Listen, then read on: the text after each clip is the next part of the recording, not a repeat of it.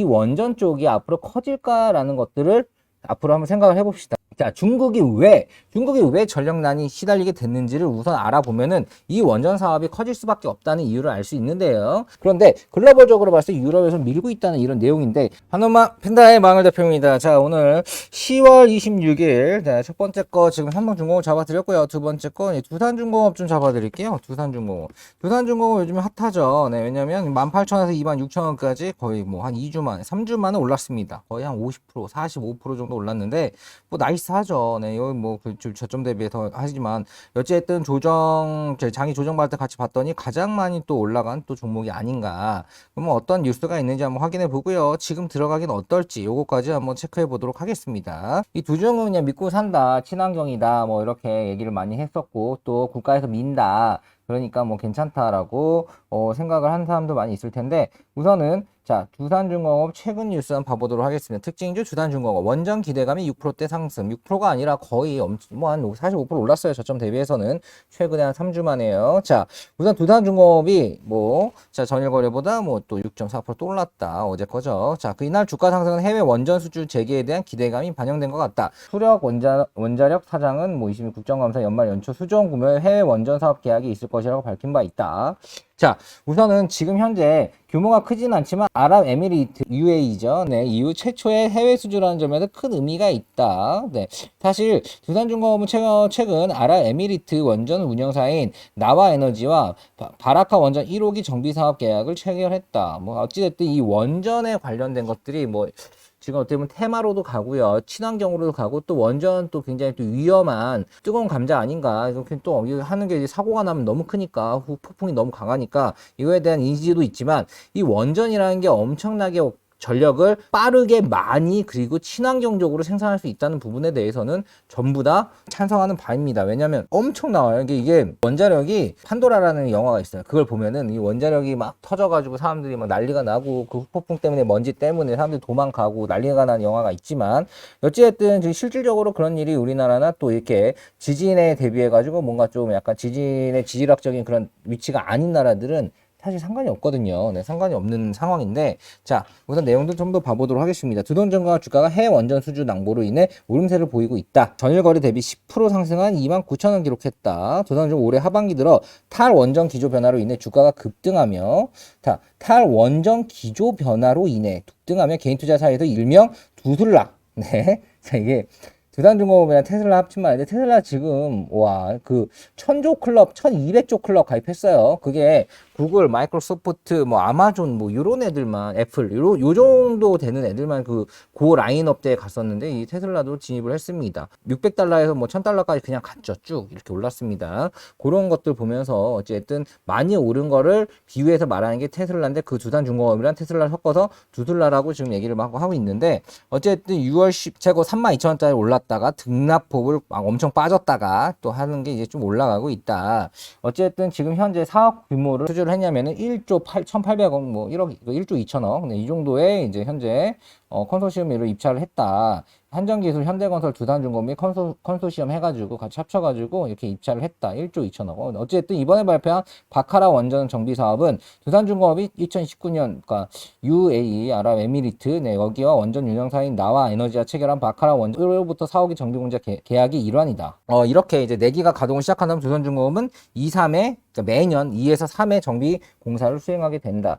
그러면 이 원전 쪽이 앞으로 커질까라는 것들을 앞으로 한번 생각을 해봅시다. 자, 이건 제가 좀 약간 뇌피셜도 있고요. 저의 분석적인 부분을 말씀드리도록 하겠습니다. 자, 지금 현재 중국은 어떻게 보면 전력난에 엄청 시달리고 있죠. 친환경으로 다 가고 있습니다. 근데 친환경의 종류가 어떤 게 있나요? 대표적인 게 풍력과 그리고 태양광이 있습니다. 태양열이 아니고 태양광이에요. 태양열은 이게 열로 뜨겁게 하는 거고, 그거는 크지 않아요. 태양광, 우리가 보는 판넬, LED판처럼 생긴 거, 그게 태양광을 이제 광 에너지를 이제 전기 에너지로 바꾸는 건데, 태양광과 그리고 풍력 에너지가 있고요. 나머지 재생 에너지도 있지만 그건 빼고, 그리고 나서 이 원전도 어떻게 보면 친환경이라고 볼 수 있습니다. 화석 연료를 떼는 게 아니잖아요. 수력 발전도 있겠지만 그것도 어떻게 보면 그때 또 상황이 다르고요. 그런데 여기서 상황이 다 다르지 않은 거는 이 원전밖에 없어요. 예를 들어서 풍력 같은 거 바람 안 불면 어떻게 할 건데, 그리고 태양광은 햇빛 안 들면 어떻게 할 건데 라는 부분들이 있습니다. 자, 중국이 왜 전력난이 시달리게 됐는지를 우선 알아보면은 이 원전 사업이 커질 수밖에 없다는 이유를 알 수 있는데요. 중국과 친환경 상관없다? 아니에요. 중국은 친환경을 엄청 밀고 있습니다. 친환경으로 현재 가고 있어요. 그렇기 때문에 이 친환경은 뭐야? 전기 에너지가 화석연료처럼 많이 나오지 않아요. 네, 진짜 생각보다 이 효율 자체가 많이 만들면은 뭐 물론 많이 나올 수 있겠지만 이게 화석연료만큼 따라가기에는 뭔가 역부족하다. 화석연료는 뭐예요? 그냥 그때그때 태워가 석탄에너지로 막 태워가지고 빨리 빼고 그거에 대해서 뭔가 내가 필요한 수급만큼 바로바로 만들 수가 있는 게 어찌 보면 화석연료입니다. 그렇게 봤을 때 내가 지금 많이 필요해, 전기가 많이 필요할 것 같은데 생각보다 바람이 덜 불어요. 네, 그러면 어떻게 해요? 풍력 에너지는 부족하죠. 생각보다 태양열이 약해. 그러면은 태양광 에너지도 좀 부족하죠. 이런 상황들이 생기고 그런 부분 때문에 뭔가 전력에 대한 고민들이 생길 수밖에 없는 거예요. 지금 중국이 전역에 불을 다 꺼버리고 이게 진짜 북한도 그렇다는데 전력난에 시달리는 가장 큰 이유는 화석연료를 안 하기 때문에 그런 게 줄였기 때문에 국가적으로 그냥 야 너희들 이 정도 이상 넘어가면 엄청나게 벌금 물택 하지 마 라고 해버리니까 공장들도 못 돌리는 상황이 되고 있습니다. 지금 조금 있으면 엄청나게 연말에 물건을 많이 빼서 팔아야 되는데 그걸 못하고 있대요. 그런 것들은 어쨌든 친환경이 갖고 있는 치명적인 단점들 뭔가 꾸준하게 나오지 못한다는 그 전력에 대한 믿음, 신뢰 이런 것들이 없기 때문에 굉장히 고민이 되고 있는데 그거를 솔루션적으로 확 할 수 있는 게 바로 원자력이다라고 보시면 됩니다. 원자력은 어찌 보면 이 화석연료랑 비슷하게 필요한 만큼 그 전기를 생산을 할 수 있어요. 그리고 굉장히 전기 효율도 좋고요. 많이 나옵니다. 그렇기 때문에 이 원자력은 이 원자력도 사실 기술이 발전하겠죠. 네, 발전을 하는 부분들이 그거에 대해서 좀 약간 말씀드리면 너무 길어지는데 그 부분도 말씀드리면은 원자력을 하는 거 자체는 사실 어느 정도 있었지만 그걸 얼마나 안정적으로 운영하는 이 기술 자체가 상당히 많이 발전되어 있고 우리는 원자력을 계속 했던 나라기 때문에 여기에 대한 기술은 사실 한전 기술이나 지금 말한 두산중공업 그리고 현대건설이 좀 가지고 있다라고 보시면 됩니다. 그래서 계약을 한 거고요. 이 부분들은 이 컨소시엄으로 해가지고 계약되는 부분들은 상당히 앞으로도 더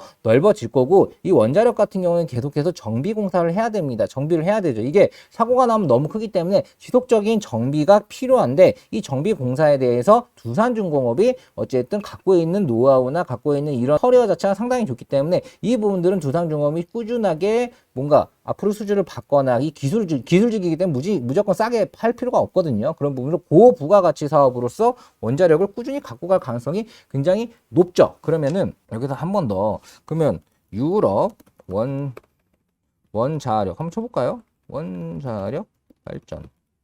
네, 유럽이었었네요. 자, 유럽에서는 어떻게 생각할까? 한번 생각해 볼게요.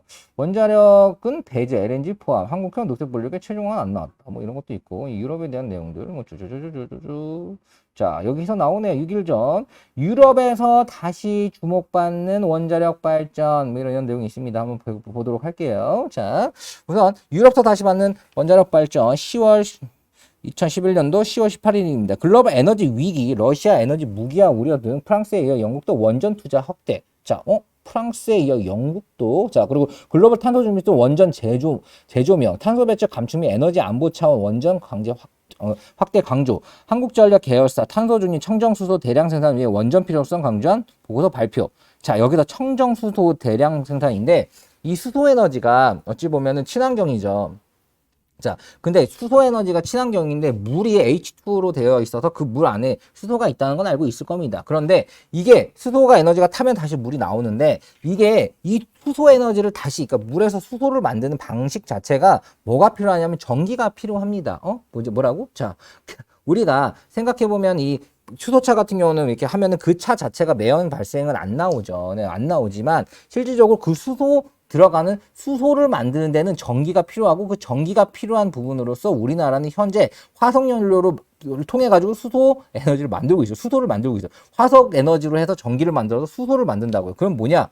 여기서 들어가는 것보다도 여기서 친환경보다 화석 에너지를 태우면 어쨌든 탄소 중립이 아니잖아요. 뭐 에너지가 나오잖아요. 안 좋은 것들이 나오잖아요. 탄소가 나오잖아요. 그거 자체가 이미 수소를 만들 때 많이 썼기 때문에 그걸 가지고 친환경으로 차를 운전한다 하더라도 뭔가 동력을 돌린다 하더라도 실질적으로 탄소가 나오는 건 똑같다. 더 많이 나온다. 그냥 화석연료한 걸 전기로 바로 그냥 그 기름으로 해가지고 바로 해버리는 게 더 나을 수도 있다.